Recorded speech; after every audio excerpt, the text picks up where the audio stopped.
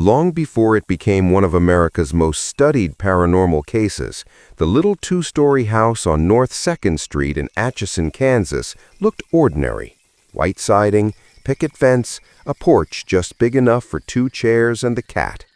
But inside those thin walls, time, grief, and something darker seemed to twist together. Locals would later say the air there was wrong, that the house itself listened. It begins quietly, as most nightmares do. In the late 1800s, a young physician named Charles Finney lived and worked in that house. In those days, small-town doctors often used their homes as offices. The front parlor doubled as a surgery room. One spring morning, a desperate mother arrived carrying her daughter, 6 years old, feverish, clutching her belly. Her name was Sallie. The doctor diagnosed appendicitis. He feared the organ would burst before the anesthetic took effect, so he cut quickly, too quickly. Sallie screamed, the sound echoing down the hallway. Then it stopped. Her heart had given out. The mother's cries shook the house. Finney stood frozen with the scalpel still in his hand. People whispered that the child's spirit never left, that she had been buried in pain and confusion. For decades, neighbors heard small footsteps on wooden floors long after the Finneys moved away. Pets refused to go near the house. Tenants came and went, and Atchison grew used to calling it simply the Sallie House. More than a century later, in 1992, Tony and Deborah Pickman rented the home, expecting nothing more than a cheap starter house for their new marriage. The first months felt normal. They painted walls, unpacked boxes, and decorated a nursery for the baby they hoped to have.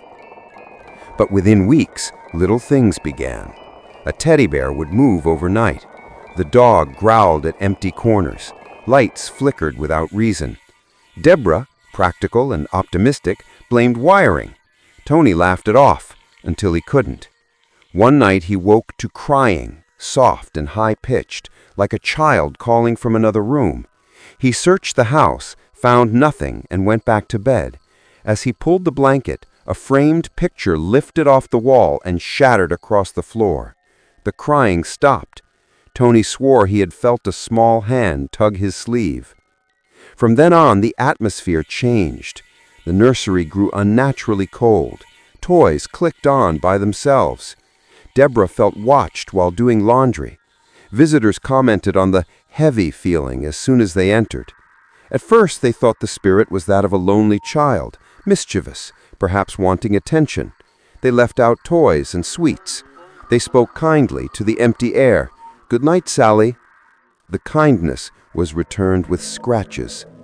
One morning, Tony stepped from the shower and found long red marks across his chest, as if raked by small fingers. He felt the sting, but had no memory of doing it himself. Over the next weeks, the scratches multiplied. On his arms, his back, even his face, always in sets of 3. Deborah witnessed one appear before her eyes. "It's like she's angry," she whispered. Tony felt drained, irritable, and short-tempered. Something in the house seemed to isolate him from his wife. By October 1993, the Pickmans contacted Northeast Kansas Paranormal Investigations. A team arrived with cameras, recorders, and thermal sensors. The house welcomed them with silence at first. Then equipment batteries drained instantly. The smell of burnt candles filled the air, and a child's voice was captured on tape, whispering, "Mommy." A female investigator felt a sharp pain in her abdomen, the same place Sallie had been cut. She collapsed and later said she'd felt something crawling inside me. The group left shaken. Tony and Deborah stayed, convinced they could reason with whatever haunted them. They read about spirit communication, bought sage, prayed aloud. Yet each attempt seemed to make it worse. Tony began sketching disturbing images, grotesque faces, eyes bleeding. He didn't remember drawing them. One night, Deborah found him standing motionless in the nursery, staring at the crib, mumbling, "She wants to play." His arms were bleeding again. Friends urged them to move. Deborah hesitated until their baby's nursery mobile spun violently on its own, the toy animals tangling together. The dog whimpered and hid under the bed. That night, Tony dreamed of fire, walls burning, a little girl laughing. He woke to the smell of smoke. There was none. They finally left in 1994, abandoning furniture and most belongings. Within weeks of moving out, the scratches stopped.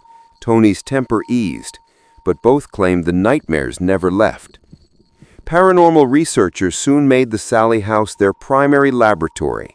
Television crews from Sightings, Ghost Adventures, and other programs documented strange happenings, toys activating, voices calling names, unseen hands touching investigators. One team recorded electromagnetic spikes each time someone mentioned Sallie. Another captured a growl no human throat could make. Skeptics argued that the house's wiring and old construction caused electromagnetic fields that made people feel uneasy, that mold or carbon monoxide explained hallucinations. Psychologists suggested mass suggestion. Once a place is labeled haunted, minds invent the proof. But even skeptics admitted that the case files contained too many consistent details from unrelated witnesses to dismiss entirely. Locals divided. Some believed the ghost was indeed the little girl seeking her mother.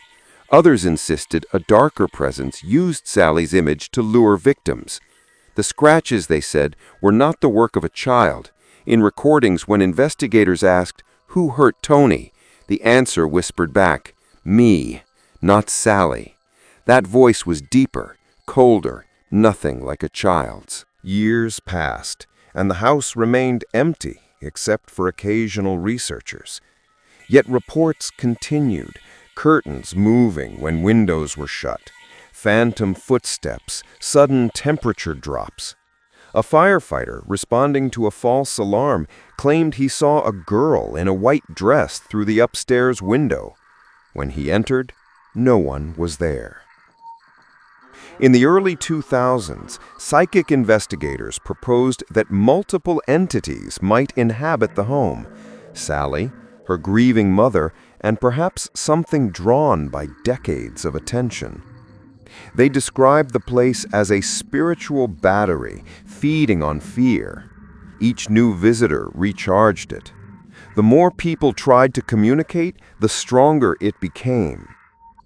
Tony Pickman rarely speaks publicly now, but in archived interviews, his voice carries both exhaustion and conviction. "I don't care if people believe me. I know what I saw, I know what I felt, and I hope no one else ever feels that again." Deborah has said she still prays for the spirit of the little girl, believing compassion might free her. Yet when asked if she'd ever return to the house, she always answers the same: never. Today, the Sallie house stands as a tourist site operated by the city of Atchison. Visitors can book overnight stays, if they dare. They bring cameras, digital recorders, and curiosity. Many leave before dawn. Some claim to feel a child's hand brush theirs in the dark. Others hear soft crying from the nursery. One guest fainted after feeling pressure on his chest. Another captured a photograph of what looks like a small face peering from behind the banister. Whether trick of light or something else, no one can say. Historians have searched for records of the supposed child named Sallie. Census documents list several Sallies in Atchison during the late 1800s, but none who died in Dr. Finney's care. There is, however, evidence that Finney performed surgeries at home and that a young girl did die under mysterious circumstances. The lack of definitive proof only deepens the unease, the idea that a forgotten child's pain could echo forever. Parapsychologists classify the Sallie house as a residual intelligent hybrid haunting. Residual energy replays trauma like film on a loop. Intelligent entities react to people. At Sallie house, both seem to occur, repeating cries, but also direct responses. Modern investigators bring advanced infrared and audio equipment. Yet the results remain ambiguous. Voices still whisper, batteries still die, fear still thrives. There's a psychological component, too. The architecture itself plays tricks. Narrow hallways, creaking stairs, uneven floors. At night, the house breathes. Silence there feels alive. Perhaps that's what binds so many witnesses, the shared sensation that something watches from the dark, curious and wounded. In 2015, an overnight group streamed live video for 8 hours. Viewers at home reported seeing orbs, faces, moving shadows.